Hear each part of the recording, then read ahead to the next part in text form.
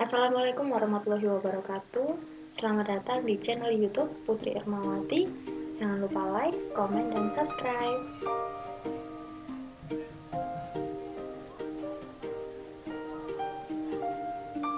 Pada kali ini saya akan menerangkan tentang sistem endokrin untuk memenuhi tugas anatomi oleh dosen Pak Henry Didi Harto, Eskep Nurse MPD.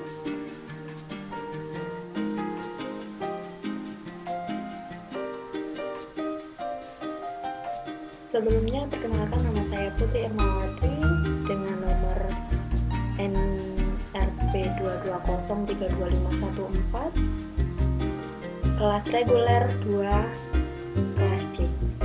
Di sini sistem endokrin terdiri dari yang pertama hipotalamus, yang kedua pineal, yang ketiga hipofisis, yang keempat ada tiroid, yang kelima ada paratiroid, kemudian ada timus, ada adrenal, yang kemudian ada pankreas, ovarium, dan yang terakhir adalah testis.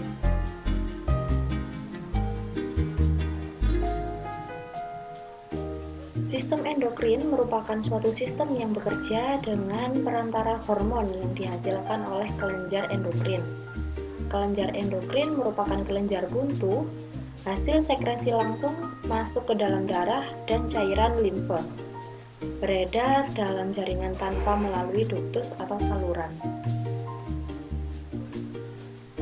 Yang pertama kita bahas hipotalamus, yaitu merupakan pusat tertinggi sistem endokrin yang menjalankan fungsinya melalui hormonal dan saraf. Hipotalamus menghasilkan faktor R atau releasing dan L inhibiting yang mengontrol sintesa dan sekresi hormon hipofise anterior. Di sini ada fungsi dan hormon yang dihasilkan. Yang pertama ada hormon antidiuretik, yaitu hormon yang pertama yang dihasilkan oleh hipotalamus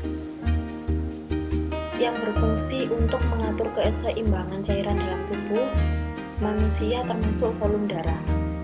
Yang kedua ada hormon oksitosin yang berperan penting bagi manusia, terutama bagi ibu hamil dan menyusui karena mempengaruhi sistem reproduksi. Yang ketiga ada somatostatin yang berfungsi untuk menghambat dan membatasi produksi hormon lain yang ada di dalam tubuh. Yang keempat ada hormon pertumbuhan yang berfungsi sebagai manusia terutama dalam masa pertumbuhan. Hormon ini juga sangat penting bagi metabolisme orang dewasa serta merangsang pelepasan hormon pertumbuhan. Yang kelima ada gonadotropin yang berfungsi untuk melepaskan hormon yang berkaitan dengan fungsi reproduksi seperti pematangan organ seksual dan pubertas. Yang keenam ada hormon yang berfungsi sebagai pengontrol respon tubuh saat mengalami stres fisik maupun emosional.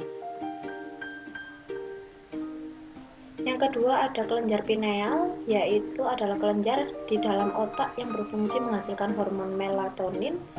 Kelenjar pineal memiliki bentuk yang menyerupai biji pinus dan berukuran kecil, yaitu sekitar 5-8 mm. Berikut adalah gambar untuk kelenjar pineal. Di sini ada hormon dan fungsinya. Yang pertama mengatur irama sirkadian. Kelenjar pineal terbentuk oleh sel-sel pinealosit yang dapat menghasilkan hormon melatonin. Hormon melatonin memiliki peran penting bagi tubuh manusia, yaitu mengatur irama sirkadian, yaitu jam biologis tubuh yang memberi sinyal kapan manusia merasa lelah, perlu tidur, bangun, dan tetap terjaga dalam waktu yang sama setiap harinya. Yang kedua ada menjaga kesehatan jantung dan pembuluh darah. Yang ketiga mengatur siklus menstruasi. Yang keempat mempengaruhi kestabilan suasana hati atau mood. Yang ketiga ada kelenjar hipofisis, yaitu kelenjar pituitari, dikenal sebagai masternya kelenjar karena menghasilkan hormon yang mengatur fungsi kelenjar atau sistem hormon lain. seperti kelenjar tiroid, ovarium, testis, dan kelenjar adrenal. Berikut adalah anatomi kelenjar pituitari. Pertama ada growth hormone atau hormon pertumbuhan yang berperan penting meningkatkan ukuran otot dan tulang.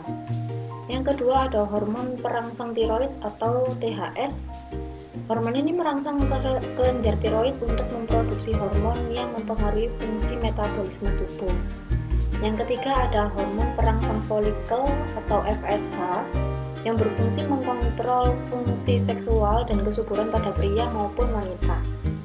Yang keempat ada hormon antidiuretik yang berfungsi merangsang ginjal untuk menyerap kembali cairan dari darah dan mengurangi produksi urin. Yang kelima ada hormon oksitosin yang berfungsi membantu kontraksi rahim saat melahirkan, juga merangsang produksi dan pelepasan air susu ibu. Kemudian ada hormon luteinizing yaitu berfungsi sebagai merangsang ovarium untuk menghasilkan estrogen pada wanita dan merangsang produksi sperma pada pria. Yang kemudian ada hormon prolaktin yaitu merangsang jaringan payudara pada ibu menyusui untuk menghasilkan air susu ibu. Yang terakhir ada hormon ACTH. Hormon ini merangsang kelenjar adrenal untuk melepaskan hormon kortisol dan aldosteron yang membantu menjaga tekanan darah dan kadar gula darah tetap stabil.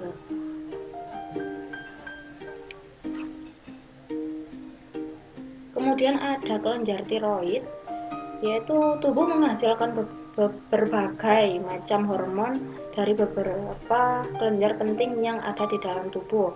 Salah satu kelenjar yang memiliki peran sangat penting antara lain adalah kelenjar tiroid. Kelenjar tiroid menghasilkan hormon yang disebut dengan hormon tiroksin atau T4 dan T3. Hormon T4 dan T3 diproduksi oleh kelenjar tiroid berdasarkan rangsangan dari hormon pelepas TSH yang dilepaskan oleh kelenjar hipotalamus. Berikut adalah anatominya.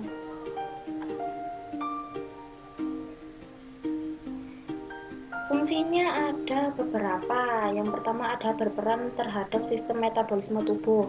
Yang kedua mengontrol suhu tubuh. Yang ketiga membantu untuk mengatur ritme jantung dan tekanan darah. Kemudian menjaga kesehatan reproduksi laki-laki dan perempuan. Yang terakhir mengoptimalkan pertumbuhan tubuh anak termasuk otak. Yang kelima ada hormon paratiroid, yaitu kelenjar yang penghasil hormon paratiroid yang berperan penting dalam mengatur kadar kalsium dalam darah. Kelenjar paratiroid merupakan kelenjar yang terletak di leher, tepatnya di belakang kelenjar tiroid. Berikut anatominya.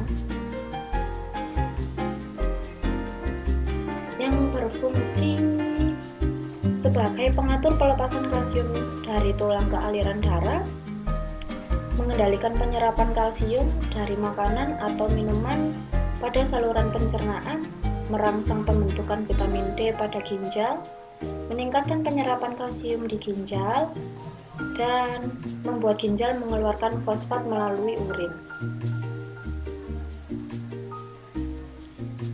Yang keenam ada kelenjar timus, yaitu kelenjar yang terletak di tengah rongga dada, tepatnya di belakang tulang dada dan di antara paru-paru. Bentuknya menyerupai tabung kecil dan terdiri atas dua bagian yang berukuran sama.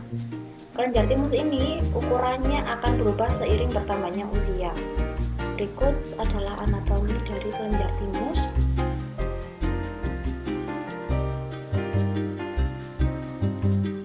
Kelenjar timus merupakan bagian penting dari sistem getah bening dalam tubuh. Salah satu tugas penting kelenjar timus bagi kesehatan adalah memproduksi sel darah putih yang disebut limfosit T atau sel T. Sel tersebut merupakan bagian dari sistem kekebalan tubuh yang berfungsi untuk melawan sel kanker dan mikroorganisme penyebab infeksi. Limfosit T tidak bekerja sendirian. Sel ini dibantu oleh sel darah putih yang lain yang disebut limfosit B. Limfosit B diproduksi oleh sumsum tulang belakang di dalam tubuh. Sel darah putih ini bertugas mendeteksi zat tertentu, benda asing, dan mikroorganisme yang dianggap berbahaya di dalam tubuh, lalu memproduksi antibodi untuk melawannya. Selain sel limfosit T, kelenjar timus juga memproduksi hormon timosin yang bertugas untuk menunjang kerja sel limfosit T dalam melawan infeksi dan sel kanker. Beberapa jenis hormon seperti insulin dan melatonin atau hormon pengatur tidur juga diproduksi oleh kelenjar ini, tapi jumlahnya hanya sedikit. Yang ketujuh ada kelenjar adrenal, yaitu dua kelenjar terpisah yang berada di permukaan ginjal. Kelenjar adrenal memiliki nama lain kelenjar suprenalis. Salah satu hormon yang banyak diketahui adalah adrenalin yang berasal dari kelenjar adrenal. Kerja kelenjar adrenal di dalam tubuh diatur oleh organ lain, salah satunya kelenjar pituitari di otak. Kelenjar adrenal terdiri dari dua bagian utama, yaitu korteks adrenal bagian luar dan medula adrenal bagian dalam. Berikut adalah anatominya.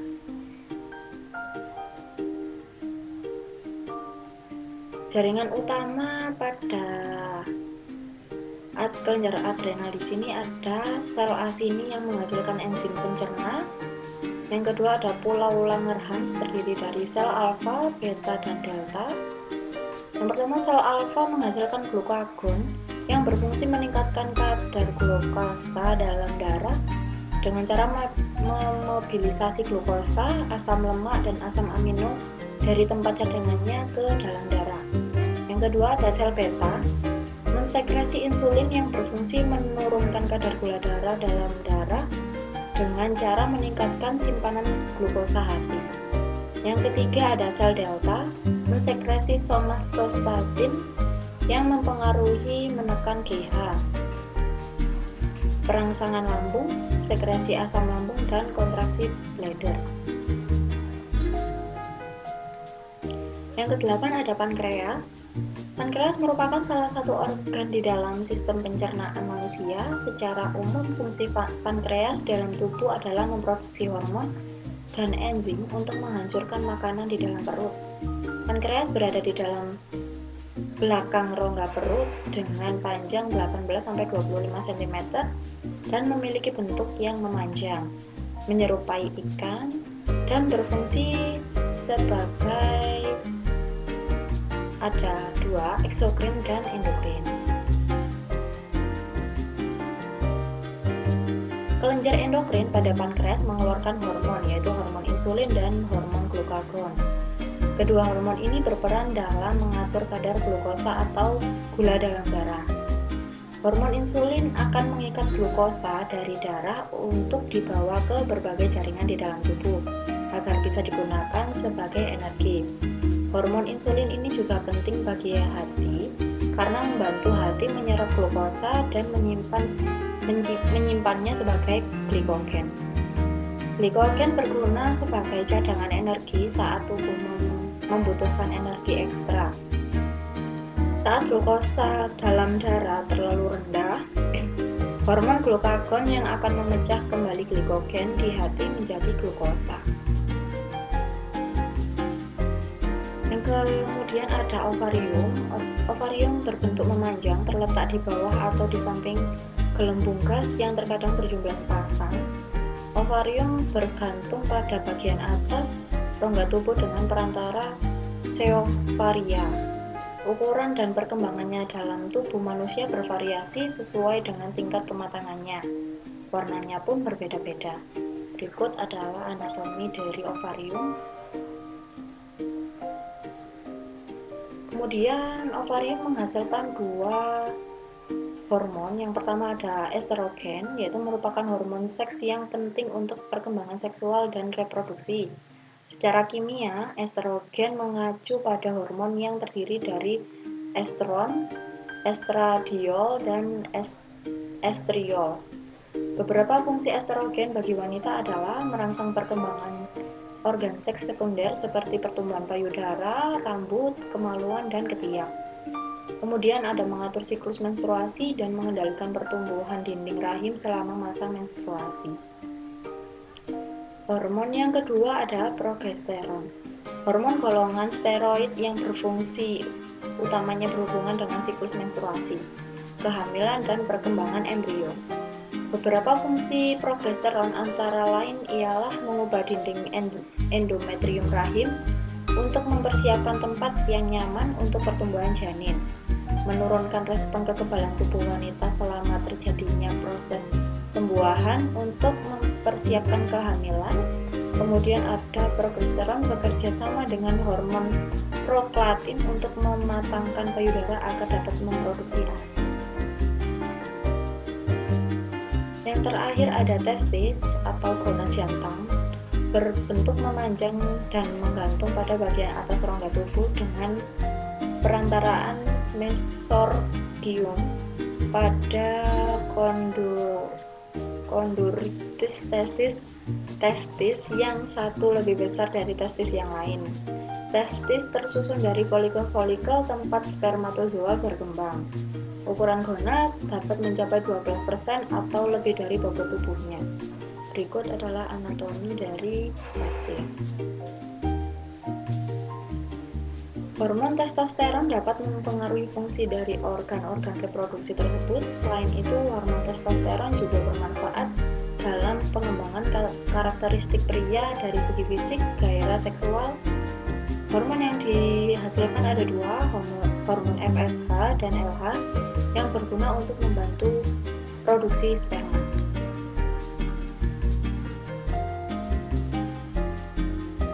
Sekian dari materi yang dapat saya sampaikan.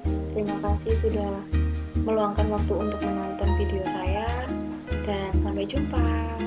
Wassalamualaikum warahmatullahi wabarakatuh.